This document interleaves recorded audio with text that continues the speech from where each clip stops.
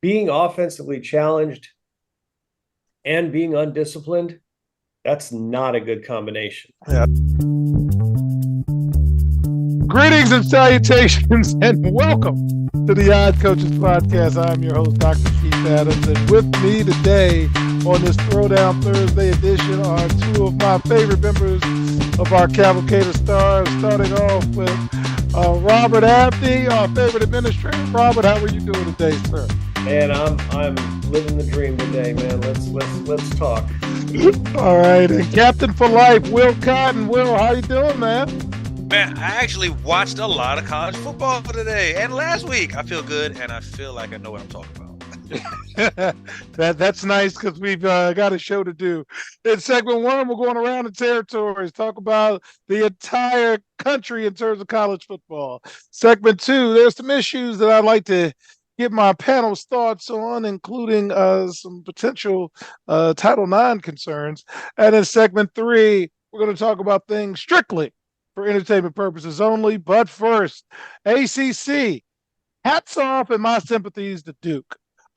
Duke quarterback Riley Leonard suffered an apparent tough ankle injury in the closing moments of the Blue Devils' 21-14 loss to Notre Dame. This is a third-year player, guys, and he landed awkwardly on that last play, and oh my goodness. So, Will, did you see any of the Duke game against Notre Dame? And any thoughts about the ACC this week? I did. I saw it. And, it's unfortunate because Notre Dame is going to have a great season, but they will not be prepared to play the other teams that are all ranked. They're playing really a very soft schedule, but they're winning the teams they're supposed to. But it doesn't give me belief that they're going to be one of the best teams in the country. So, all right. Robert, did you check out any of the game? I think I had you watch the last few moments of it. Any thoughts on the Duke Notre Dame game? I actually was watching that game. Notre Dame is really undisciplined. Man, just a lot of dumb penalties. And the other thing that struck me about that is I mean, Duke's defense is clearly pretty good. But if Notre Dame wants to make any noise, that they're going to have to score. Mm-hmm. And clearly they are offensively challenged. So that being offensively challenged and being undisciplined, that's not a good combination. Yeah, that's bad math. All right, a couple other quick hitters with the ACC. Bowling Green beat Georgia Tech. Can't do that, Georgia Tech. Louisville is still undefeated, and Virginia Tech got a win against Pitt. So, and Florida State had the week off. So, and I think UNC had the week off too. So, all right, we're going to move on to the American. Hey, Trent Dilfer. And I'll talk a little bit more about this segment too with the crew. But chill out on your coaching staff, man. You're too new to be that disrespectful. And we'll talk about more of that in segment two. UCF got off the snide. Nice win. 2-0 in conference. And the current teams of note are Memphis and Tulane. So we'll get to Trent Dilfer in segment two, folks. But yeah, no, you can't be doing that. Anyway, Big 12, fellas. Texas is the class of Big 12. Red River rivalry next week. Robert, can you educate our audience on what a big deal the Texas State Fair is? So the Texas-Oklahoma game is kind of the centerpiece of the Texas State Fair. They play at the Cotton Bowl every year. So, you go up and it's always, it's like an 11 a.m. kickoff. So people are tailgating early. You go to the State Fair, get you some deep fried pickles, get you some deep fried ice cream, get you some deep fried peanut butter. I mean, they deep fry everything. Mm-hmm. Get you whatever you want deep fried, and you go to the Cotton Bowl. And I mean, I haven't seen Oklahoma, so I don't know anything about them. They are undefeated. I know that, but Texas has been awfully impressive, and that's going to be a pretty good ball game, I think.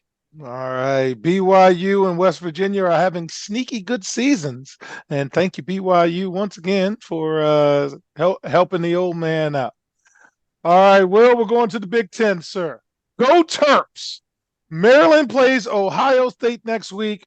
Maryland is undefeated. They are 5-0. They have a chance to be ranked going into this game. Will, what are you thinking about the Terps being 5-0? Coach Locke's doing his thing. Do we have a chance against Ohio State? Oh, they've been playing great. Progressively, every year, Maryland's getting every little better. They have a great quarterback, as Tua's brother. But I think Ohio State, man, don't sleep. I don't expect the Terps to win, but they're going to punch Ohio State in the face. And hopefully that wakes them up, because I think Ohio State is still kind of they're like, oh, we're walking through. But yeah, they've been playing great. And the measuring stick for the Big Ten is going to be Ohio State, Michigan, and they have one, I think, later in the year against Penn State. So, yes. you got to win at least 1-3 if you want people to start waking up about Maryland football. But they're on the way, and the coach is doing a great job. All right, Rutgers, they're 4-1, and they have a chance to go to a bowl this season. On a personal level, boo Purdue and Illinois, and Robert's not very nice. And the current top teams are Michigan, Ohio State, Penn State, and yes, Maryland. We're going to skip Robert in the Big Ten because, again, he's not very nice. We'll talk about that segment 3. HBCUs. North Carolina Central is 4-1. FAMU's 4-1. I think Jackson State had a bye. Conference play is here. We're going to move on to Conference USA. Jacksonville State's 4-1. That was a shaky 4-1 though, and that's about it for Conference USA. A little bit of action. Miami of Ohio is 4-1. So is Toledo. And again, congrats to Bowling Green for beating Georgia Tech. You shouldn't be beating Georgia Tech, though, so that's more about how bad Georgia Tech is. Mm-hmm. I'm going to stick around a little bit, fellas, and talk about the Mountain West. Fresno State is 5-0, and they got a big game coming up against Wyoming next week. Fresno State is ranked. They're the best group of 5 team out there right now, and Air Force is rocking. And then they play Wyoming. UNLV and Wyoming are 4-1. Robert, I'm going to throw you on the spot. Do you know anything about Wyoming? And will they get in the way of Fresno State rolling this thing because they don't even play Air Force in the regular season? Well, I was going to ask you, do either of them play Wyoming, and where do they play? I know they both play Wyoming. I don't know where the game is, and I know Fresno State and Air Force do not play each other during the regular season. They're in Wyoming. Both games are in Wyoming? They are. Yep. You say Air Force and Fresno? Yeah, Fresno State plays Wyoming next week, and then Air Wyoming. Force plays it the following week. In Air Force. All right. The home and away. So, Wyoming is a tough place to play. It's getting to that point in the year where you never know what the weather's going to be like. Yeah. I mean, there have been numerous times in Wyoming where football games have been played in a foot of snow. I mean, yes. And is it too early for that? Yeah, probably, but it's not too early for it to be 31 degrees at kick and sleeting at kickoff. It's not too early for that. So Wyoming is a good team. I mean, they're a very good team. They beat Texas Tech. They've showed out well against people. So, that those 3 teams are the class of the Mountain West. The bottom of the Mountain West is bad, but those 3 teams are very good. And I will throw in UNLV as well. They are 4-1. Hey, I had a chance to visit campus, and when I get to Vegas, hopefully I can catch up with some old friends. All right, Sunbelt, go JMU, go James Madison, and Marshall are still undefeated. Georgia Southern, Georgia State, and Texas State are also in the mix. Fans, if you want a fun conference just to follow, strictly for entertainment purposes only, check out the Sunbelt. And we'll talk about JMU start of segment 3. Texas State is sneaky good. I've been reading a lot about them. Yes. Looking forward to bowl season. I think we're going to win a couple of bucks. All right, independents. The only independent we're going to talk about is Notre Dame, and they're 5-1 right now. Duke played them tough. Here are the next few games that Notre Dame has. And Will, I'm going to stay with you with this one. They got Louisville, USC, Pitt, Clemson, Wake, and Stanford. That's where they are. Can they run the table and get into the CFP? I just don't see it. I don't see it. I just don't see it. Like Robert says, they're not sharp enough on defense. The offense doesn't score enough. To be honest with you, they could have easily have lost last night against Duke. Yes, they could have.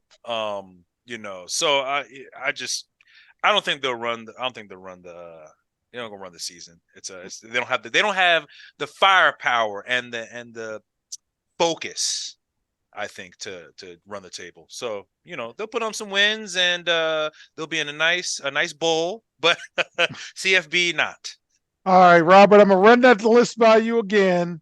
Tell me what you think. Louisville, USC, Pitt, Clemson, Wake, Stanford. How do you have Notre Dame finishing up with that run? Well, they can't. I don't see them scoring enough to beat USC because USC is going to score. Oh, they're going to score. Yes, USC is going to score. And I don't. They can't score enough to beat USC. I don't think. Louisville has played well to this point, but I don't know who they've played. Clemson is still pretty good. And they play at Clemson. And they're at Clemson. I could see them losing at Clemson and losing to SC, and that puts. And then they're playing a nice bowl and 10-3, so they go to the Citrus Bowl or something like that. And, yeah. Okay. Yeah. All right, we're going to jump to the Pac-12. Fellas, does anyone play defense? As I took the under in the USC-Colorado game. Don't answer that. Colorado's next two opponents are Arizona State and Stanford. So, Dion, let's get back on the winning track. Utah lost to Oregon State, but both teams are tough plays, man. That's Pac-12 has got good football. Washington is the team to watch. They're still undefeated, and their next game is Oregon in 2 weeks. Go Washington. Good conference games are on tap. We've got a lot of good teams in the Pac-12 right now. So let's finish off with the SEC. Georgia got a nice game against Auburn, but at the end, Georgia won. That tight end is something. Man, he's good. And they've got Kentucky next week. So, Will, what do you think? Georgia against Kentucky. Undefeated against undefeated. Oh, I think Georgia was kind of waiting for the next week. So I think they're going to be a little bit more focused. I didn't expect them to get punched in the mouth like Auburn, but they're going to be focused for Kentucky because they don't want to be – because right now they're second in the SC East. So Kentucky's actually ahead of them. So they have to – yeah, I know. But they have, but you have to put a stamp on it. You have to validate yourself, and Kentucky can't keep it. Georgia going dog. Let's go. Okay, Robert, I'm going to you. Alabama's 4-1, and they travel to College Station next week to play Texas A&M. Tell the fans what they should see when that game takes place. Well, Kyle Field is a crazy place, and they have a lot of strange traditions there. I'm actually looking forward. It looks like I'm going to be able to experience it for myself in person on October 28th when they play South Carolina. So we'll see you on the sidelines. I'm looking forward to that.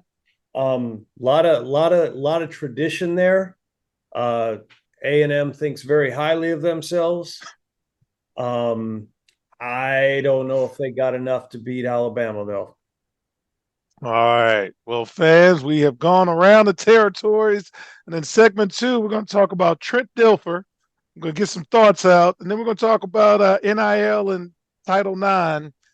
Might have some problems. We'll be right back on the iCoaches Podcast. The CKA SAVE Project is an industry leader in advocating for student-athlete, academic, and athletic needs.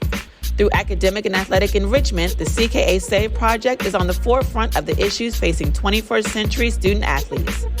As student athletes continue to struggle to find a better balance between academic and athletic success, the CKA SAVE project offers academic and athletic services to support student athlete academic success, including academic skills assessment, academic and athletic consulting, academic monitoring, academic and athletic workshops.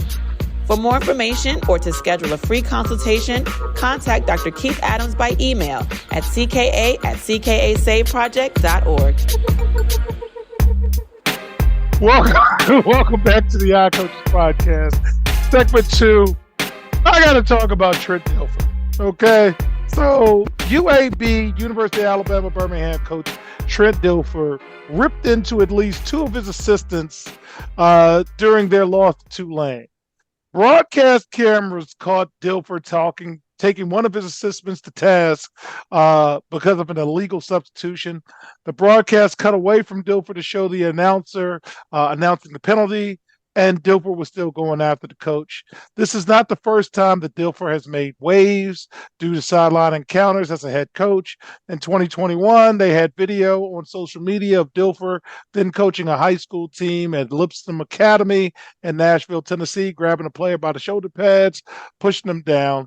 The player threw his helmet in frustration, which caused Dilfer to point to the Lipscomb bench and repeatedly yell, sit down, before the video cuts out.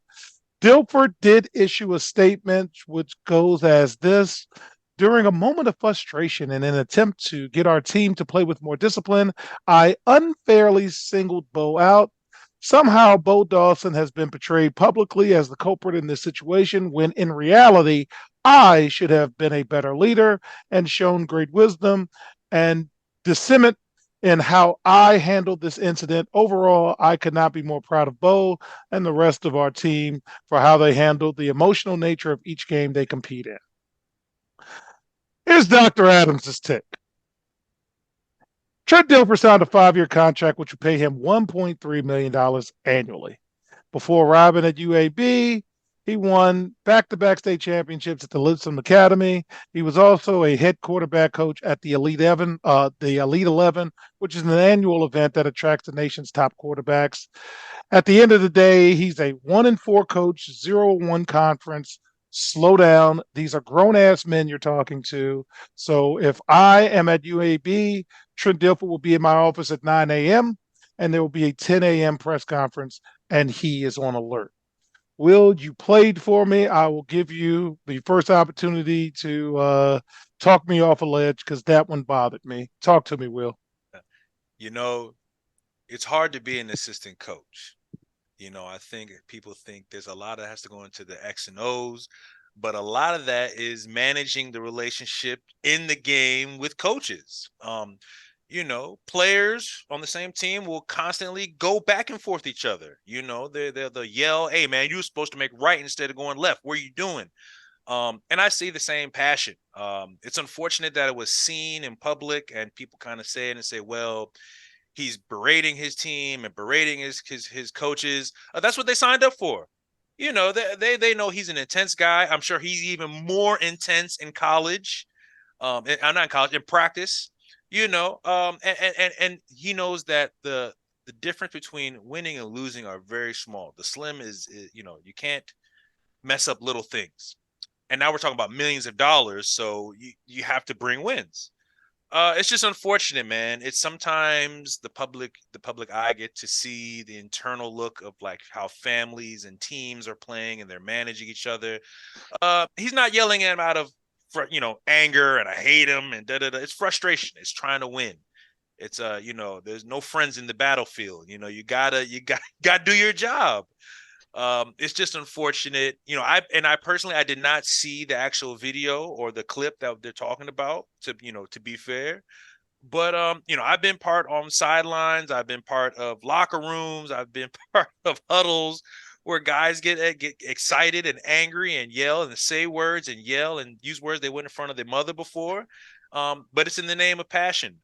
He didn't grab anybody. And and last thing, I'm not from the new era. I'm from the era where a coach could grab you and you're not go tell mommy.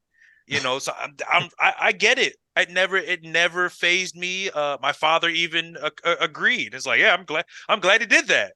So it's just we're transitioning to a generation. You can't grab the kids. That's the big thing for me. And I mean, if you're getting paid too for a job, you can get yelled at for doing things wrong. I don't see a problem with that. But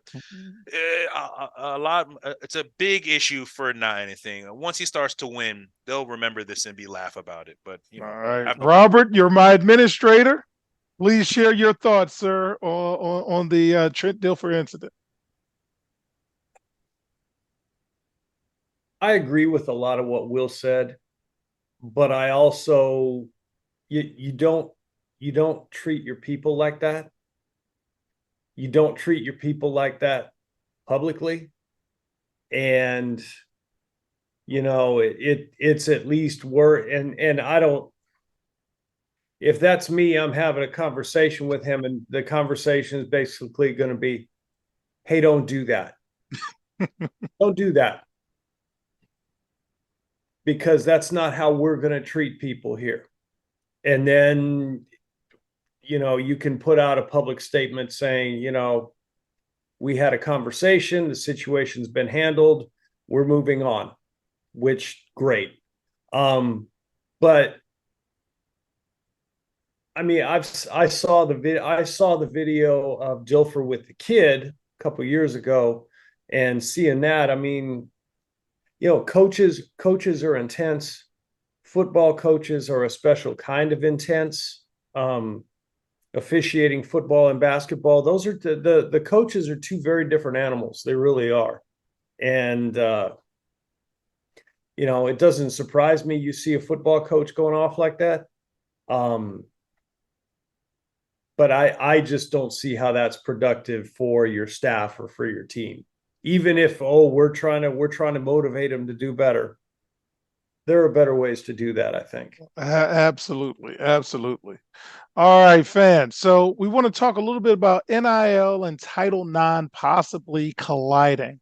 So Title IX is a 51-year-old federal law that protects students from sex-based discrimination at any school that receives federal funding. Whether you look at NIL separately from Title IX, if you are providing more benefits for male student athletes than females, you're going to have an issue. So here is the phraseology that I kind of want to use. If schools are not involved with third parties who are giving more to male athletes, they're fine. But if they are involved and the men are getting way more than the women, that's a violation of Title IX. So NIL is not going away.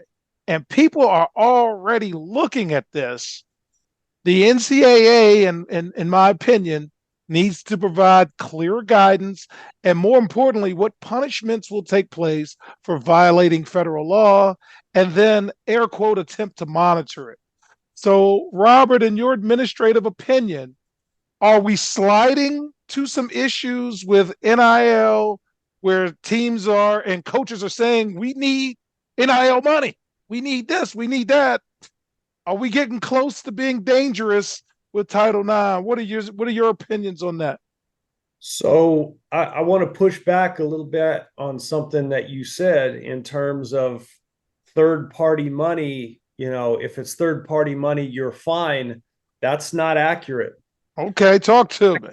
What's accurate is that, it's the responsibility of the institution to track all the money that comes into their programs, regardless of where it comes from, and provide and ensure that money that comes in is being distributed equitably, not equally, equitably. And NIL, I'm surprised that this conversation is only happening now, because NIL is very clearly, in my opinion, a violation of Title IX, because you've got 95% of the money being distributed to the men, and most of it is obviously going to be football and basketball. And 95% of the money being distributed to men doesn't mean that it's that inequitable. But they're going to have to figure that out. And again, we talk all the time about unintended consequences.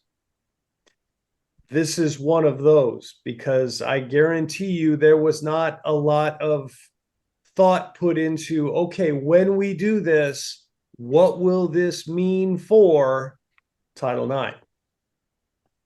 Well, one, thank you for the clarification. And two, we're not going to solve this one today, but this keeps coming up in my reading, in my circles. And I definitely wanted to bring it up to the audience to say, this might not be something that's going to just get swept under a rug. And the more people talk about how much money they're making, the more Uncle Samuel and all types of other people are going to want to know the source, the this, the that. So again, NCAA, talk to me, Will. Do something. Well, I think one of the issues is, and we've talked about it many over times, is you haven't created a policy for it. You kind of let it and said, go, now figure it out. But people have to understand, policy is not just managing. Policy is also auditing. And auditing means that people are doing things they're supposed to be doing. Due care and due diligence. Are you doing what you're supposed to be doing? Are you sure of that? There's missing a lot of pieces that NIL was thrown into, that they're going to run into. I mean, there's things that we haven't even discussed. I mean, what if an athlete starts a sponsorship with, like a porn company? How do you manage that? Well, how do you manage it? There are things that you're not even they're not even thinking about. And now they're getting all these issues. And they're like, oh, man, well, now we got to figure. Title IX should have been something that they should have handled before they even moving forward. That should have been part of the policy in place when they move forward and say, okay, this is what we're going to do. This is how we prove it. This is how we manage it. And this is how we prove that we manage it and handle it. So, again, once they put the gorilla out of the, in the room, now they're trying to wrangle them in, like, okay, now we got rules for you. Now you can only eat one banana a day. It's not going to work like that. It's going to get bigger. It's as digital continues to grow and just expand. It's going to be difficult. And again, now what they're trying to do is they're trying to use older generation, older coaches to try and wrangle that in. And again, that's not the solution on that side. So there's a lot of issues going on with NIL. The NCAA kind of push it off to the next generation. I feel like they're just like, okay, well, here, you guys can have it. And when we retire, the new guys can figure out what's going on. And that's not the way it happens. Something bad is going to happen before it gets fixed, in my opinion. Go ahead, Robert. Well, and just, so I was talking, I was out having lunch this week, and I ran into a football coach at one of the local high schools. He has a kid who has signed with a Power 5 school. He is graduating in December, so he can enroll for spring ball, which that happens frequently. Nothing wrong with that. Kid's going to get $150,000 when he walks on campus. 18-year-old kid, $150,000 and a car. Wow. I mean, good on the kid. But if that's what's happening, who else is that happening for? Mm-hmm. Is that happening for women's basketball players that you're bringing on campus? I don't know if the volleyball team is getting that. Yeah. Yeah. All right. And again, it doesn't have to be equal, but it's got to be equitable. Yeah, for sure. And I don't know what that looks like. But it don't look like this. It don't look like that. All right. So, fans, when we get back, we're going to talk about some things strictly for entertainment purposes only. We'll be right back on the iCoaches Podcast. The reviews are in for Dr. Keith Adams' book, Finding the Balance, My Personal Journey to Academic and Athletic Success. College professor and student-athlete academic expert Dr. Lisa Rubin said, "There is nothing out there like this book, so I do hope people will pay attention and give it a read." Former George Mason standout Folarin Campbell said, Consider this book an opportunity to work directly with Dr. Adams, just like I did. I assure you that there will be something you can take away that will be useful to you throughout your personal journey. Ryan Waite, a recent college graduate who is a software engineer, said, "I like how the book is based on research, which makes it good for general students as well as student athletes." The book serves as both a memoir to Dr. Adams' 30-year academic and athletic career, as well as an instructional guide to assist student athletes, parents, coaches, teachers, and administrators navigate through the challenges of finding a better balance between academic and athletic success. The book includes over 15 personal stories and anecdotes from Dr. Adams, along with numerous former players and colleagues from a variety of sports and endeavors. You can order your copy at www.ckasaveproject.org. From the main page, simply click CKA Save Project Services and order the Find the Balance book. For more information, contact Dr. Keith Adams by email at cka@ckasaveproject.org. Welcome back to the Odd Coaches Podcast in segment 3. Let's talk about things strictly for entertainment purposes only.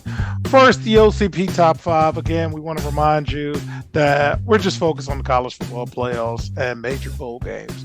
And all of this will take care of itself. So I got Georgia at 1, Michigan at 2, Ohio State at 3, USC at 4, and Fresno State at 5 because they're the best group of 5 school. Outside looking in, Florida State, Oklahoma, Texas, and no additional group of 5 members. And then next week, Oklahoma and Texas will eliminate one of the other, and then we'll just keep chopping down. So let's just move to the season-long bets. Clemson has to win all the way out for me to win that one, so that's probably not going to happen. Tulane is 4-1. I got them over 9. Maryland is 5-0, and I've got them over 7.5. I think I'm pretty safe with that one, fellas. I got Texas over 9.5, and they're already at 5-0. I got Troy over 8. That's going to be tough. They're 3-2. I got Notre Dame at 8.5. They're 5-1. I think I can see a path to 4 more wins. Utah is over 8.5. They're at 4-1. They've got some challenging games coming up, and Tennessee is 4-1. They've got some challenging games, but we should be good. So let's talk about the bets. This week I was 3-2 plus $6.57. Stop looking at me like my wife does. My game of the week, I had JMU -3. They came through the pay window. I had as a 2-play, over under. I had USC under 75.5, and Robert continually throughout the day made fun of that bet. Thank you, Robert. Okay. I had a 2-play. Here's the one that got me, folks. I had Clemson under 53, and I had Purdue under 54. When did Purdue become the SEC giant and score over 40? So, Robert, what happened? Because they kept scoring points. What are we doing? Clearly, Illinois is not good. I mean, I didn't think Purdue was any good either. You pay way more attention to that stuff than I do, but I'm in a college football pool, and we all pick a bunch of games, and there's like 120 people in this pool. Okay, I'm like 109th. I am the wrong person to ask. My goodness. All right. So my 3-play on the money line was Tennessee, Texas, and Maryland. Everybody came through. And the upset of the week, Will, and thank you for following and staying up late. Ole Miss beat LSU. So, Will, was there any particular plays that tickled your fancy? What did you think? Oh man, I think the scoring was because I had finished playing golf, and every time I'm watching the game, I keep doze off, and I wake up and I'm like, oh man, 21-14, this is hitting up, and I doze off and I wake up and it's 30-28. It just kept going up. So I woke up the last time it was like 48-45. So I love it, man. I love it, man. Keep scoring, keep people interested. It was a great game, man. And Coach, I'm texting you like, damn, Coach, you really called it. So it was great, man. Great Saturday. All right. So week 6 notable games. Oklahoma, Texas is the game of the week, followed closely by Maryland versus Ohio State. And that's a big noon Saturday kickoff. So let's get a lot of pub for the Terps. LSU is playing Missouri. Missouri is undefeated. I wonder if they'll still be undefeated. Alabama versus Texas A&M. Syracuse at 4-1 going against North Carolina. Colorado versus Arizona State. Colorado has lost 2 straight, but they lost 2 straight to top 10 teams. Now let's see if they can flex against Arizona State. Hopefully they can get some of the players back from injury as well. And Kentucky against Georgia. Kentucky against Georgia. Robert, any game next week you're particularly interested in? I'm all about that Red River rivalry next week, man. That's gonna be my focus. That's what I want to see. All right. And Will, as you check the early lines, are there any games in particular you're interested in next week? There's nothing that kind of stands out. Obviously, Texas and Oklahoma, LSU and Missouri should be good. There's nothing. Syracuse is playing North Carolina. Syracuse is 4-1 and North Carolina is 4-0. Traditionally, I've been watching randomly. I watch those games usually at the gym when I'm running or something like that, and those games get kind of tight, man. You never know. So I think that'll be a good, low key, good game for people for ACC. Yes, it's the ACC. All right, as we close, merch alert. Fans, you can get yourself an Odd Coaches Podcast t-shirt along with CKA gear. Go to www.cksaveproject.itemorder.com. Proceeds go to a good cause because we need assistance. So on behalf of our cavalcade of stars, I'm Dr. Keith Adams saying thank you for listening and or watching the Odd Coaches Podcast. Check out our Motivational Monday videos as well. Make sure you subscribe and share, and we'll see you on the sidelines. Till next time. Take care. The Odd Coaches Podcast is sponsored by the CKA Save Project. The CKA Save Project is an industry leader in providing student-athlete academic and athletic support. From assessing student-athletes' academic and athletic skills to measuring and monitoring student-athlete academic progress to improving student-athlete time management and organizational skills, the CKA Save Project provides wraparound services for student-athletes from middle school through college. For more information, visit us on the web at www.cksaveproject.org or schedule a free consultation with Dr. Keith Adams by emailing cka@cksaveproject.org. We hope you enjoyed today's show. The Odd Coaches Podcast drops new episodes every Tuesday through Friday on most weeks. Make sure you subscribe to the Odd Coaches Podcast on Apple Music, iHeartRadio, Podbean, Spotify, and YouTube. Follow the Odd Coaches Podcast on Twitter and Instagram at Odd Coaches. Follow Dr. Adams on Twitter and Instagram at CKA Save Project. In addition, follow Coach Mike Francis on Twitter and Instagram at Coach Franchise, spelled Coach FRANCHIZE. For more information about the CKA Save Project, please visit them on the web at www.cksaveproject.org. See you next time on the Odd Coaches Podcast.